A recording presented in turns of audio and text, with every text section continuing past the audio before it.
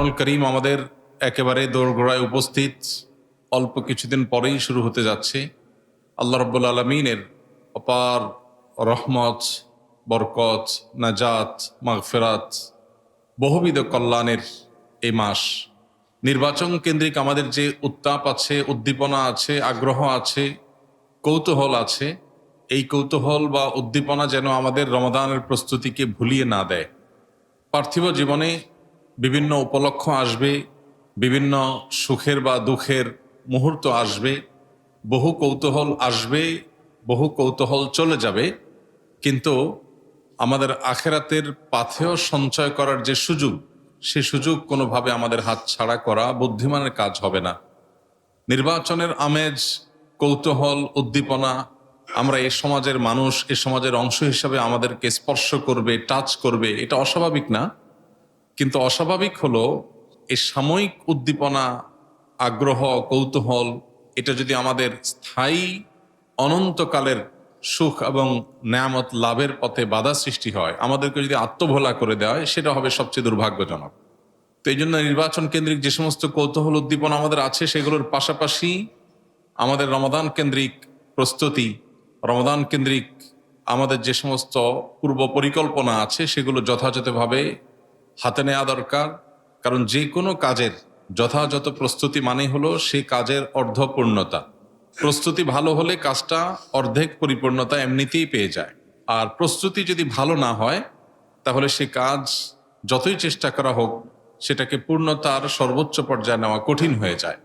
এই জন্য আল্লাহ রাব্বুল আলামিন কোরআনে হাকিমে তাবুক যুদ্ধে যে সমস্ত মানুষরা যায়নি, মুনাফিকদের একটি দল যায়নি, কিছু সরল মনা মুসলমান তারাও সেখানে অংশগ্রহণ করেননি, যদিও তারা এমন তওবা করেছেন যেই তওবাকে আল্লাহ তাআলা কোরআনে উল্লেখ করেছেন মডেল হিসাবে। তো সেই যুদ্ধে যারা শরিক হয়নি, তারা বিভিন্ন অজুহাত দিয়েছিল যে আমরা যেতে চেয়েছিলাম কিন্তু হয়ে ওঠেনি, আমাদের লক্ষ্য ছিল কিন্তু বিভিন্ন সমস্যা তৈরি হয়েছে, ইত্যাদি ইত্যাদি। আল্লাহ সুবহানাহু ওয়া তাআলা তাদের সেই দাবি নাকচ করে কোরআনে কারিমে বলেছেন, ওয়ালাউ আরাদুল খুরুজ, তারা যদি আল্লাহর রাহে জেহাদে যাওয়ার তাদের সত্যিকারের ইচ্ছা যদি থাকতো, লা আ'আদ্দু লাহু উদ্দাহ, তাহলে তারা তার জন্য আগে থেকে প্রস্তুতি নিত। প্রস্তুতি না নেওয়া থেকে বোঝা যায় তাদের আসলে ভালো কিছু করার ইচ্ছা, সদিচ্ছা নাই। তো এই আয়াত থেকে আমরা যে অংশটি এখানে নিচ্ছি সেটি হলো, রমাদান আসার পর ইমানদার হিসাবে যেহেতু শয়তান শৃঙ্খলাবদ্ধ হয়ে যায়, জান্নাতি আবহাওয়া এবং পরিবেশ বিরাজ করে, জান্নাতি ক্রিয়াকর্ম আমলসমূহ করবার বিভিন্ন সুযোগ তৈরি হয়, আমরা অনেকে ভালো কিছু করবার চেষ্টা করি, অন্তত মানসিকভাবে প্রস্তুতি না থাকলেও ওই সময়টাতে আমাদের ভালো কাজের আগ্রহ জন্মে, কিন্তু হয়ে ওঠে না। জীবনের বেশিরভাগ রমাদান আমরা বেশিরভাগ মানুষ পার করেছি আফসোস, আক্ষেপ, দুঃখ, কষ্ট নিয়ে। বিশেষ করে রমাদান যখন শেষ হয়ে যায়, তখন আমরা আফসোস করতে শুরু করি, ইস, তেমন কিছু করা হয়ে উঠল না, আহারে চলে গেল, শেষ হয়ে গেল, কি করতে পারলাম। এই হাউতাস করার পর শয়তান আমাদের মিথ্যা প্রবোধ দেয়, ঠিক আছে এই রমজান তো চলে গেছে, সামনের রমজান আল্লাহ হায়াত দিলে ইনশাল্লাহ যথাযথভাবে তুমি ইবাদত করবা। আমরাও সে প্রবোধ, সে সান্ত্বনা, মিথ্যা সান্ত্বনা গ্রহণ করে নিজেকে বুঝ দিয়ে আবার একটা রমজানের জন্য প্রস্তুতি নেই। কিন্তু এইভাবে একের পর এক রমাদান চলে যায়, আমাদের আফসোসের শেষ থাকে না। এর কারণ কি? কারণ হলো আগে থেকে যথেষ্ট পরিমাণে প্রস্তুতি, সঠিক এবং যথাযথ পদক্ষেপ এবং পরিকল্পনা আমাদের নেওয়া হয় না। ইসলামের ইতিহাসের সোনালী যুগের স্বর্ণ মানবেরা, আসলাফ যারা, এই উম্মতের প্রথম অংশ যারা, নবী করিম সাল্লাল্লাহু আলাইহি সাল্লামের হাতে গড়া সাহাবী, তাবেঈ, তাবে তাবেঈ যারা ছিলেন, সে মানুষগুলো হলো এই উম্মতে মুহাম্মদের সবচেয়ে সোনালী অংশ। তারা ছিলেন স্বর্ণ মানব, তারা ছিলেন আমাদের মডেল। সেই মানুষগুলোর একটা কমন কালচার ছিল রমাদানকে ঘিরে। সেই কালচারটা হলো, তারা রমাদান আসার 6 মাস আগে থেকে রমাদানের জন্য প্রস্তুতি, প্রিপারেশন, মানসিকভাবে এটার জন্য যাবতীয় উদ্যোগ এগুলো গ্রহণ করতেন এবং অপেক্ষায় থাকতেন 6 মাস ধরে রমাদান আসছে, 6 মাস আগে থেকে। আর রমাদান চলে যাওয়ার পর 6 মাস ধরে তারা রমাদানের যে সমস্ত আমল ইবাদত করার সুযোগ হয়েছে, তৌফিক হয়েছে, সেগুলো কবুলের জন্য আল্লাহর কাছে দোয়া নিবেদন করতেন। এভাবে তারা পুরো বছর রমাদানকে ঘিরে তারা কাটাতেন। কখনো রমাদানের ইবাদত বন্দেগী কবুল হওয়ার দোয়া নিয়ে, আবার কখনো রমজানের প্রাপ্তির প্রত্যাশা নিয়ে, পরিকল্পনা নিয়ে তারা রমাদান রমজানকে ঘিরেই পুরো বছরকে অতিক্রম করতেন, কাটাতেন। দুর্ভাগ্য আমাদের, রমাদান দোরগোড়ায় চলে আসলো, আমরা অনেকে নির্বাচনী ব্যস্ততা, নানান কৌতূহল নিয়ে এমনভাবে ব্যস্ত আছি যে রমাদান আসছে যে তার কোনো আলামত, ছিটে ফোটা মানসিকভাবে আমাদের সার্বিকভাবে আমাদের জীবনে তার কোনো প্রতিফলন দেখা যায় না। মোহতারাম হাজরিন, সে হাদিস তো আমাদের সবারই জানার থাকার কথা। নবী করিম সাল্লাল্লাহু আলাইহি সাল্লামের কাছে যখন জিবরিল এসে আল্লাহর তরফ থেকে বলেছিলেন বাউদামান আদরাকা রমাদান ওয়ালাম ইগফার লাহ, যে ব্যক্তি রমাদান পেল অথচ আল্লাহর কাছ থেকে ক্ষমা পায়নি, এই ব্যক্তি ধ্বংস হোক, দূর হোক। এখানে রমাদান লাভের পরও যদি কেউ মাগফিরাত না পায়, রমাদান পেয়েও যদি কেউ সেটাকে সদ্ব্যবহার করতে না পারে, রমাদান পেয়েও যদি কেউ তার গুনাহ খাতা, অন্যায়, অপরাধ যেগুলো আমলনামা ভরে গেছে সেগুলোকে ক্লিন করতে না পারে, ডিলেট করতে না পারে, তার চাইতে হতভাগা আর কেউ নাই। এই হাদিস থেকে সেটি বোঝা যায়। প্রিয় ভাইরা আমার, রমাদানের শেষে যদি একটু শুকরিয়ার তৃপ্তির ঢেকুর আপনি ফেলতে চান, রমাদানের শেষের দিকে এসে যদি আল্লাহর কৃতজ্ঞতা আদায় করে আল্লাহর কাছে আনন্দ প্রকাশ করতে চান, কৃতজ্ঞতা আদায় করতে চান, কিছু করতে পেরেছেন, অন্তত আপনার দিল গাওয়া দিচ্ছে যে আপনার মানসিক একটা শক্তি তৈরি হয়েছে যে আপনাকে আল্লাহ কিছু কাজের তৌফিক দিয়েছেন, এটা যদি আপনি চান তাহলে আপনাকে এখন থেকে, রমজানের যথেষ্ট আগে থেকে এই প্রস্তুতি গ্রহণ করতে হবে। বেশিরভাগ মানুষ আমাদের সমাজে তারা রমাদানকে ঘিরে পরিকল্পনা থাকে যে রমাদান শুরু হয়ে যাবে আর আমি ইবাদত বন্দেগী শুরু করব। অর্থাৎ যেদিন চাঁদ উঠবে আর সন্ধ্যা থেকে আমার তেলাওয়াত শুরু হবে, আমল শুরু হবে। আদতে সেটা হয় না। কেন হয় না? কারণ একটা মানুষ দাঁড়িয়ে আছে, ঠায় দাঁড়িয়ে আছে, এ দাঁড়ানো থেকে একজন মানুষ হঠাৎ করে ঘন্টায় 15-20 কিলোমিটার বেগে দৌড় দিতে পারে না। অথবা একটা গাড়ি ঠায় দাঁড়িয়ে আছে, হঠাৎ করে সেটা 60-70-80 কিলোমিটার স্পিডে হঠাৎ করে উঠে যেতে পারে না। বরং তার আগে যদি ম্যানুয়াল গাড়ি হয় তাহলে প্রথম গিয়ারে তাকে 10-15 কিলোমিটার বেগে গাড়ি স্পিড উঠাতে হয়, তারপর সেকেন্ড গিয়ারে গিয়ে আরেকটু 30-40 কিলোমিটার উঠাইতে হয়, থার্ড গিয়ারে গিয়ে সে 50-60-70 উঠাইতে হয়, এরপরে ফোর্থ গিয়ারে সে 100-120-30 উঠাইতে হয়। ঠিক একইভাবে একজন মানুষ ঠায় দাঁড়িয়ে আছে, তার আগে হাঁটা শুরু করতে হয়, এরপরে দৌড়ের স্পিড একটু বাড়াইতে হয়, এরপরে স্পিড আরো বাড়ে। এখন রমজানের শুরুর জন্য আপনি সবকিছু জমা করে রাখছেন যে হাঁটা শুরু করব, চাঁদ উঠলে শুরু করব, তো চাঁদ উঠবে, আপনি তো ততক্ষণ ঠায় দাঁড়িয়ে আছেন, এখন আমল করছেন না, ইবাদতবন্দি করছেন না, কোনো প্ল্যান পরিকল্পনা করছেন না, বাস্তবায়ন করার চিন্তা করছেন না, অপেক্ষায় আছেন কখন রমজানের চাঁদ দেখা দিবে। চাঁদ দেখা গেছে, আপনি এবার শুরু করেছেন, তো দেখা যায় যে হাঁটতে হাঁটতে 10 দিন যায়, এরপরে দৌড়ানোর পরিকল্পনা করতে করতে আর 10 দিন যায়, এরপরে ঈদের ব্যস্ততা এসে বাকি 10 দিন হারায় যায়, আর ফুল স্পিডে দৌড়ানোটা হয়ে ওঠে না। এই জন্য মোহতারাম হাজরিন, নবী করিম সাল্লাল্লাহু আলাইহি সাল্লাম শাবান মাসের পুরো মাসের বেশিরভাগ দিনগুলো রোজা রাখতেন। কেন রাখতেন? এই শাবান মাসের রোজার দুটি কারণ তো হাদিসে উল্লেখ করা হয়েছে, এর বাইরে আরো বহুবিধ কারণ আছে। একটি কারণ তো নবীজি বলেছেন, যাকা শাহরুন ইয়াগফুলুন নাস বাইনা রজবা ওয়া রমাদান। নবীজিকে জিজ্ঞাসা করা হয়েছিল যে আপনি শাবান মাসে এত রোজা কেন রাখেন? তিনি বলেছিলেন, হাদিসে ওসামা ইবনে যায়েদ রাদিয়াল্লাহু আনহু বর্ণনা করেছেন যে নবীজি বলেছেন, এই মাসে মানুষ উদাস থাকে। এর আগের মাসটা থাকে রজব মাস, যেটা সম্মানিত 4 মাসের একটা, যার কারণে তার একটা আলাদা ইম্পর্টেন্সই আছে। আবার এর পরের মাসটা রমজান মাস, সেটা তো বছরের সেরা মাস বলার অপেক্ষা রাখে না, যার কারণে এই 2 মাস মানুষ ইবাদত বন্দেগীর টুকটাক চেষ্টা করে। বাট মাঝে পড়ে এই শাবান মাসটাতে মানুষ ওই যে আমরা বলি মোচে তাও দেওয়ার মতো, যে রমজান তো আসছেই, এখন আর কি করার আছে, আসুক না, আসলে শুরু করব। এই মাসটাতে মানুষ উদাস থাকে। নবীজি বলেছেন যে উদাস থাকে মানুষ, এই জন্য এই মাসে আমি বেশি বেশি নফল রোজা রাখি, কারণ যেই সময়টাতে মানুষ যত বেশি উদাসীন ভাবে কাটায়, ওই সময়টাতে ইবাদতের গুরুত্ব তত বেশি বেড়ে যায়। যেমন ধরুন, একজন হুজুর মানুষ, ওনাকে সবাই সালাম দেয়, ইমাম সাহেব মানুষ সবাই সালাম দেয়, মুরব্বী মানুষ সবাই সালাম দেয়, নেতা মানুষ সবাই সালাম দেয়, তাকে সালাম দিলে আপনি সালামের সওয়াব পাবেন। কিন্তু একজন রিক্সা চালক, একজন খেটে খাওয়া দিনমজুর, একজন সাধারণ মানুষ, তিনি অবহেলিত, তাকে কেউ সালাম দেয় না। আপনি পরিকল্পনা করে, প্ল্যান করে, যেহেতু অবহেলিত, অতএব এই লোকটাকে গিয়ে আমি সালাম দেব, আপনি যদি এই উদ্যোগটা নেন, তাহলে সালামের দেওয়ার যে সওয়াব, সেটার পাশাপাশি একটি অবহেলিত কাজকে আপনি সমাজে প্রতিষ্ঠিত করবার চেষ্টা করেছেন, তার জন্য আলাদা সওয়াব পাবেন।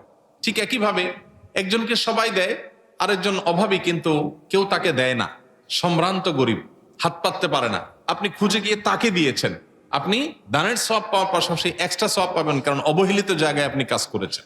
আপনি এমনিতে নফল নামাজ পড়েন, সওয়াব পাবেন, কিন্তু তাহাজ্জুদের সময় নফল নামাজের সওয়াব সবচেয়ে বেশি। কেন? এর অনেক কারণের একটা কারণ এটাও যে এই সময়টাতে সবাই ঘুমিয়ে থাকে, সবাই অবহেলিত সময় কাটায়, উদাস সময় কাটায়, এই জন্য এই সময়টাতে ইবাদতের আলাদা গুরুত্ব বেড়ে যায়। তো এই জন্য নবী সাল্লাল্লাহু আলাইহি সাল্লাম এই মাসে বেশি বেশি নফল রোজা রাখতেন। আরেকটা কারণ তিনি বলেছেন, যাকা শাহরুন তুরফাউ ফীহিল আমালু ইলা রাব্বিল আলামিন ফাউহিব্বু আন ইউরফা আমালি ওয়া আনা সাইম। নবীজি বলেছেন, এই মাস এমন মাস যে মাসে বান্দার আমলনামা আল্লাহর কাছে পেশ করা হয় কয়েকটা ধাপে, প্রাত্যহিক, সাপ্তাহিক এবং বাৎসরিক।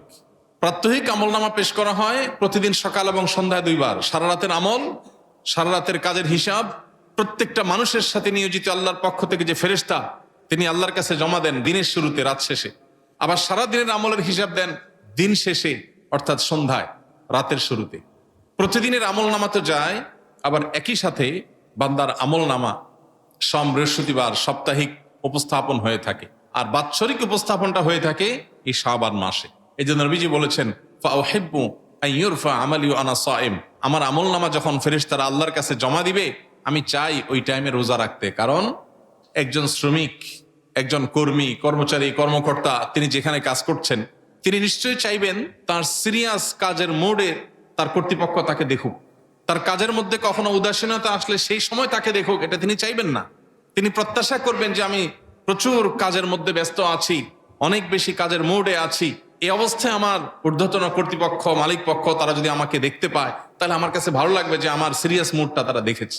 ঠিক একইভাবে নবীজি এই মাসে যেহেতু আল্লাহর কাছে বান্দার আমলনামা পেশ করা হয়, সেজন্য তিনি এই মাসে নফল রোজা বেশি রাখতেন। কারণ তিনি চাইতেন, প্রত্যাশা করতেন যে তার আমলনামা উপস্থাপনের সময় তিনি যেন রোজা রাখেন।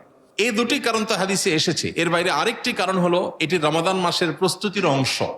হঠাৎ করে অনেকে রোজা শুরু করলে, সারা বছর যাদের রোজা রাখার অভ্যাস নাই, দেখা যায় অসুস্থ হয়ে পড়ে, দেখা যায় পেটের পীড়া, জ্বর, ঠান্ডা ইত্যাদি লেগে যায়। কারণ তার হঠাৎ করে এরকম খাদ্যাভ্যাসে যখন চেঞ্জ হয়, তার রুটিনে যখন বড় পরিবর্তন আসে, তখন সেটা তিনি নিতে কষ্ট হয়। এই জন্য শাবান মাস থেকে যদি আমরা কিছু কিছু নফল রোজা রাখি, সোমবার, বৃহস্পতিবার, চাঁদের 13, 14, 15, এর বাইরে শাবান মাসের যে কোনো দিনই নফল রোজার জন্য আদর্শ মাস। শীতের মৌসুম হওয়ার কারণে রোজা রাখা আরো সহজ। তাহলে এটা হবে পার্ট অফ প্রিপারেশন, আমাদের রমাদানের প্রস্তুতির একটা অংশ এখন থেকে নফল রোজা রাখা, যেটা নবী সাল্লাল্লাহু আলাইহি ওয়াসাল্লাম করেছেন। ঠিক একইভাবে রমাদানে আমরা কি করতে চাই, তার জন্য আরো বহুবিধ পরিকল্পনা করার সুযোগ আছে। প্রিয় ভাইরা আমার, পরিকল্পনার একটা বড় অংশ জুড়ে থাকা উচিত তাখলিয়া, আত্মশুদ্ধির 2টি পার্ট।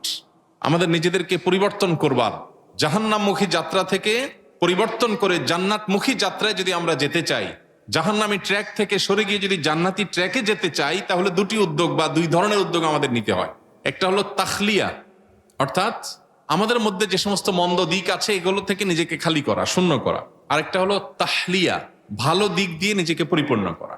এই 2 ধরনের প্রচেষ্টার মধ্য দিয়ে একজন মানুষ পরিশুদ্ধ হয়ে ওঠে, জান্নাতের উপযোগী হয়ে ওঠে, ভালো মানুষ হয়ে ওঠে, মুত্তাকি হয়ে ওঠে, ইমানদার হয়ে ওঠে।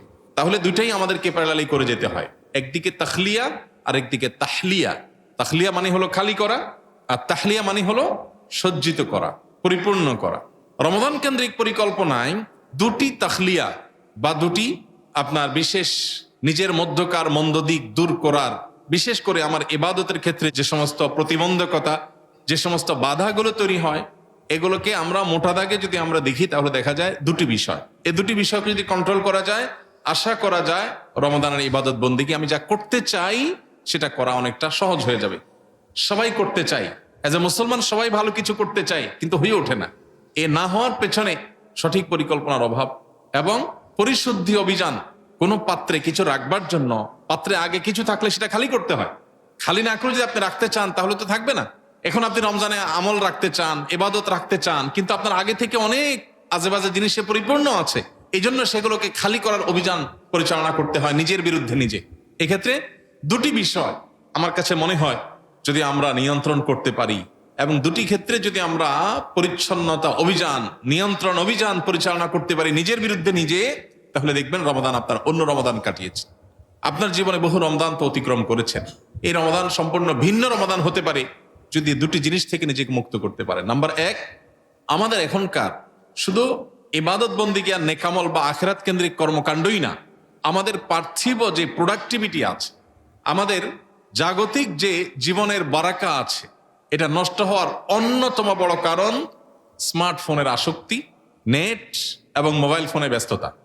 এটা নিয়ে দ্বিমত করবার মতো সুযোগ কারণ নাই। যিনি রুগী তিনি স্বীকার করেন, যিনি রুগী না তিনিও স্বীকার করেন, কিন্তু হয়ে ওঠে না। জিজ্ঞেস করলে বলে ভাই চেষ্টা করি, পারতেছি না। পারতেছেন না মানে আপনাকে বেঁধে রাখছে কে?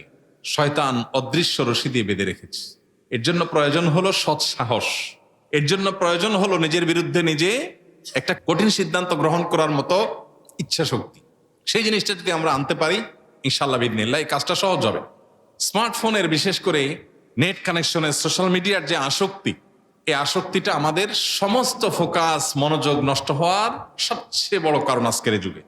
আপনি যদি পরীক্ষার জন্য হলেও এই একটা রমাদানকে আপনি স্মার্টফোন মুক্ত রমাদান কাটাতে পারেন বা নেট মুক্ত রমাদান কাটাতে পারেন, তাহলে সেক্ষেত্রে আপনার জীবনের যে কোনো রমজানের চাইতে এই রমাদানকে আপনি ভিন্নতর রমাদান হিসাবে পাবেন, সন্দেহ নাই। আপনি পরীক্ষামূলক অন্তত 5টা দিন 10টা দিনের জন্য আপনি করে দেখতে পারেন।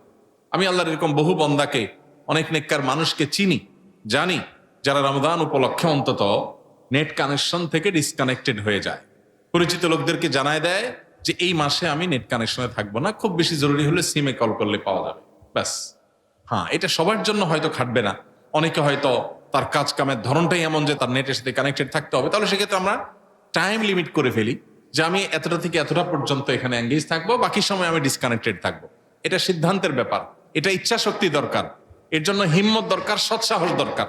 এই একটা কাজ যদি করা যায়, শুধু একা নিজে না, পুরো বাসার এনভায়রনমেন্ট পরিবেশটা যদি এমন করা যায় যে এখানে নেটের আসক্তির কোনো জায়গা থাকবে না, তাহলে আপনি দেখবেন আপনার রমাদানের সবচেয়ে অর্থবহ, সবচেয়ে যথাযোগ্য প্রস্তুতিটা আপনি গ্রহণ করলেন।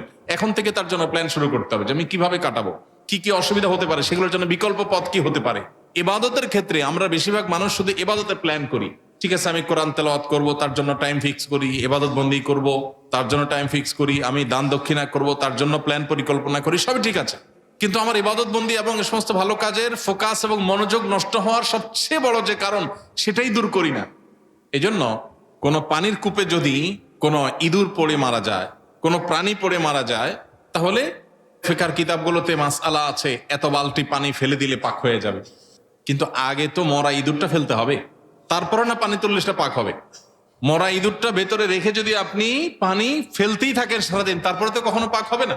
ঠিক একইভাবে আপনি ইবাদতের যত প্ল্যান পরিকল্পনা রমাদানকে ঘিরে করেন না কেন, আপনার ইবাদতের মনোযোগ নষ্টকারী বিষয়টাকে তো গলা চিপে ধরতে হবে, ওইটাকে তো আগে সরাতে হবে। তারপরে আপনি অল্প আমল করলে দেখবেন সে আমল আপনি অনুভব করছেন ভেতর থেকে, সে আমল আপনাকে স্পর্শ করবে, সে আমল আপনাকে পরিতৃপ্তি দিবে, সে আমল আপনার মধ্যে আনন্দ দিবে, সে আমল আপনার মধ্যে প্রেরণা দিবে, সে আমল রমাদান পরবর্তী জীবনে আপনাকে উদ্বুদ্ধ করবে, আপনাকে তাকওয়ার উপরে টিকিয়ে রাখবে। রমাদান আসছেই তাকওয়ার জন্য, সে তাকওয়ার সবচেয়ে বড় বাধা হলো এই অবাধ আপনার সোশ্যাল মিডিয়ার যে আসক্তি, সেখানে যে বিচরণ, সেই জিনিসটা। বাসা বাড়িতে সবাই মিলে বসে যদি রমাদানের আগে ডিসিশন নেই যে এই রমাদানটাকে আমরা অন্তত এই সমস্ত আসক্তিগুলো থেকে দূরে রাখবো, এই প্ল্যানটা যদি আমরা করতে পারি, ইনশাল্লাহ অনেকখানি সার্থক হয়ে যাবে। আল্লাহ আমাদেরকে তৌফিক দান করুন। এটার জন্য শুধু সদিচ্ছা দরকার, আসলে সবার দ্বারা সম্ভব। যার কাজই নেটে তার দ্বারা সম্ভব। কাজের সময় আমি থাকবো, পার্সোনাল সময় রাতের বেলায় মাগরিব থেকে একেবারে ফজর পর্যন্ত আমার এখানে কোনো অংশগ্রহণ থাকবে না, কোনো ইনভলভেশন থাকবে না, আমি এখানে কোনোভাবে সময় দেব না। এবং প্রয়োজনে সিস্টেমটাকেই বন্ধ করে দাও যে আমি কোনো ডেটা মোবাইলে নেব না। আমার বাসায় নেট কানেকশন 1 মাসের জন্য অফ থাকবে, রাউটার বন্ধ থাকবে। প্রয়োজন নির্দিষ্ট সময় লাগলে নির্দিষ্ট সময় অন করে কাজ সেরে, আর বাকি ফুল সময় বন্ধ থাকবে। এগুলোর জন্য দরকার হলো সে সদিচ্ছা এবং আল্লাহ তাআলার কাছে দোয়া করা। আল্লাহ বলেছেন ইন্নামা ইয়াতাকাব্বালুল্লাহু মিনাল মুত্তাকিন, সবার তৌফিক হয় না, যারা মুত্তাকি তাদেরটাই আল্লাহ তাআলা কবুল করেন। এজন্য আল্লাহর কাছে চোখের পানি ফেলে দোয়া করা, আল্লাহ এক একটা রমাদান আসে চলে যায়, জীবন থেকে এক একটা রমাদানের সম্ভাবনা শেষ হয়ে যায়, এই রমাদানটা যেন আমি ভিন্ন ব্যতিক্রম রমাদান কাটাতে পারি। এই রমাদান যেন আমাকে মুত্তাকি বানিয়ে দেয়, এই রমাদান যেন আমার জীবনটাকে পরিবর্তন করে। আল্লাহ আমাদের সবাইকে সেই তৌফিক দান করুন। দ্বিতীয় যে বিষয়টির কথা বলছিলাম সেটি হলো আমাদের খাদ্যাভ্যাস। এটা আমাদের রমাদান ইবাদতের পথে সবচেয়ে বড় বাধাগুলোর একটা। বিশেষ করে আমাদের দেশে যে ভাজা পোড়া থেকে নিয়ে যত অস্বাস্থ্যকর খাবারের কালচার রমাদানকে ঘিরে আমাদের দেশে আছে, এইটা যদি বন্ধ করা না যায় তাহলে ইবাদত করে আপনি আসলে শান্তি পাবেন না। ইবাদতের সাথে আমাদের শারীরিক সুস্থতার অনেক সম্পর্ক আছে। নবী করিম সাল্লাল্লাহু আলাইহি ওয়াসাল্লাম বলেছেন আল মুমিনুল কবিয়্যু আহাব্বু ইলাল্লাহি মিনাল মুমিনিদ দাঈফ, দুর্বল ইমানদারের চাইতে আল্লাহর কাছে সবল ইমানদার বেশি প্রিয়। সবল ইমানদার আল্লাহর কাছে বেশি প্রিয়।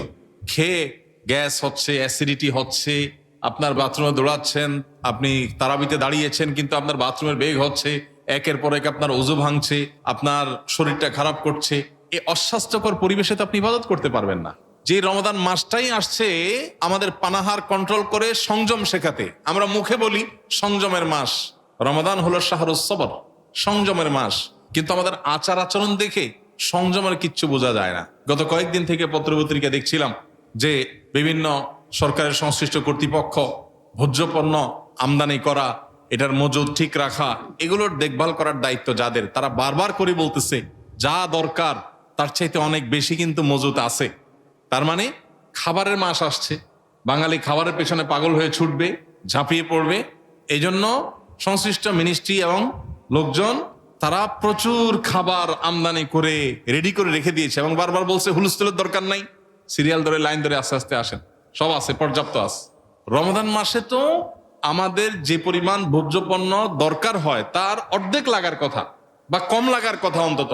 কারণ যেখানে সারা বছর দিনের বেলা সকাল থেকে সন্ধ্যা পর্যন্ত 3বার 4বার খাই, সেখানে রমজান মাসে দিনের বেলা খানাই নেই, রাতে তো জেগেই থাকি অল্প কয়েক ঘন্টা, তাহলে তো খাবার তো কমে যাওয়ার কথা। কিন্তু না, তেলের দাম বেড়ে যায়, চিনির দাম বেড়ে যায়, ছোলার দাম বেড়ে যায়, সবজির দাম বেড়ে যায়, মাছ গোশের দাম বেড়ে যায়। কারণ এমন খানা খায়, আর এই খাওয়ার জন্য একটা জাল হাদিস বানায় নিছে, রমজানের খানার কোনো হিসাব নাই, চুরি চুরি সিনা চুরি, খাবে কবজি ডুবায়া লাগামহীন, ওইটা খাওয়ার জন্য আবার একটা জাল হাদিস বানায় নিস যে রমজানে খানার কোনো হিসাব নাই। কি বলছে রমজানে খানার হিসাব নাই? রমজানে উল্টা পাল্টা এই যে অতিরিক্ত খাইতেছেন, কবজি ডুবাইয়া নষ্ট করতেছেন, অপচয় করতেছেন, এটার জন্য হিসাব আরো বেশি হবে। অন্য মাসের রমজান মাস তো সমান না। রমজান মাসে এত মর্যাদার মাস, আল্লাহ যদি জিজ্ঞাসা করেন বান্দা রমজানে দিনে বেলা রোজা ফরজ করে দিছি যাতে তোমার খাওয়া বন্ধ হয়ে যায়, তাতে তোমার বাসায় প্রতি মাসে যা দরকার হয় এই মাসের তার চেয়ে কম দরকার হওয়ার কথা, বাট খরচ আরো বেশি হলো কেন? তখন কি জবাব দিয়ে করবো? ইফতার মানে নাস্তা, ইফতার ফুতুর শব্দের অর্থই কি? নাস্তা। সারা বছর আপনি নাস্তা কয় আইটেম দিয়ে করেন? সচরাচর আমাদের বাসা বাড়িতে কয় আইটেম হয়? রুটি, ভাজি, একটা ডিম পোস্ট, খিচুড়ি, এই তো এই জাতীয় আইটেম। তো সব মিলিয়ে 2, 3, 4 পদ। ইফতারে কত পদ খান? যে সারা বছর 3 পদ খায়, ইফতারিতে সে অন্তত 10 পদ খায়। শরবতই 2টা 3টা লাগে। মহিলারা আসর পথে বানাইতে বানাইতে কাহিল, আর আমরা খাইতে খাইতে কাহিল। আসর থেকে নিয়ে খাইলাম আর মাগরিবের পর থেকে ছাড়লাম। ইবাদতের যে পিক টাইম, ফুল পিক টাইম, শয়তান আমাদের মহিলাদের ব্যস্ত করে দিছে খানা বানাও আর খায়া এক ইনিংস শেষ করে ইনিংস ঘোষণা দিয়ে মাগরিবের নামাজে আসে। ইফতারের একটা ইনিংস শেষ করে ইনিংস ডিক্লেয়ার করে কোথায় আসে? পুরুষের নামাজে আসে। নামাজ পড়ে যায়া সেকেন্ড ইনিংস স্টার্ট করে। খাইতে খাইতে কাহিল, আর মহিলারা এক সময় রান্না করতে করতে কাহিল, আর পুরুষরা খায়া সব তুষ করে ধুই চলে আসছে। এরপরে ওইগুলো আবার গোছাতে গোছাতে কাহিল। রাতের অর্ধেক পা, এর মধ্যে শোয়ার সময়, রমজান শেষ। ভাইরা আমার, ইফতার আমাদের সংস্কৃতির অংশ। ইফতারের আনন্দ এর কথা হাদিসেও আছে। ইফতারের মধ্যে 2-4টা আইটেম বেশি থাকা দোষণীয় আমি বলছি না, কিন্তু আমি বলছি সবকিছুর একটা সীমা রেখা আছে। কি আইটেম? ওই যে বাজার থেকে কিনে খায়, বড় বাপের পোলায় খায়। বাপের পোলা সারা বছর কি মরছিল? রমজানি এর খানা ছুটছে সব। এই বড় বাপের পোলা খায় নামে যে ইফতারের যে পুরান ঢাকার আইটেম সারা বছর কোথায় ছিল? এই জন্য একজন ইমানদার তার ইবাদতের পরিকল্পনার জন্য ইবাদতের বাধাগুলো দূর করবে। বাধাগুলোর মধ্যে একটা হলো এই লাগামহীন এবং নিয়ন্ত্রণহীন এবং অস্বাস্থ্যকর যে খাবারের হিড়িক, এটাকে আমাদের কন্ট্রোল করতে হবে। এটা যদি কন্ট্রোল করেন, আপনি দেখবেন আপনার রমজানটা অন্যভাবে কাটাতে পেরেছেন। আপনি ইফতারিতে প্ল্যান করেন যে আমি অস্বাস্থ্যকর খাবার রাখবো না, শুধু ইফতারি না, সারাদিন রাতের মধ্যে। এই একটা পরিকল্পনা দেখবেন আপনার রমাদানের পুরো পরিস্থিতি এবং পরিবেশকে পরিবর্তন করে দিবে। আল্লাহ আমাদের সবাইকে এই রমাদানকে জীবনের ভিন্নতর রমাদান হিসাবে কাটাবার তৌফিক দান করুন। এর পাশাপাশি আমরা রমাদানে কোরআন তেলাওয়াতের জন্য সময় বের করা, অন্য অনর্থক কাজ থেকে বেরিয়ে আসার জন্য প্ল্যান পরিকল্পনা করা, ইবাদতের মধ্যে কাটাবার জন্য আরো যে সমস্ত প্ল্যান পরিকল্পনা করা, সেগুলো আমরা ইনশাআল্লাহ করবো। আল্লাহ তাআলা আমাদের সবাইকে রমাদানকে অর্থবহ করবার জন্য যা যা উদ্যোগ নেওয়া দরকার, যেগুলো উদ্যোগ নিলে আমাদের রমাদান অর্থবহ হবে, আল্লাহ তাআলা সেই উদ্যোগগুলো আমাদের সবাইকে গ্রহণ করার তৌফিক নসিব করুন।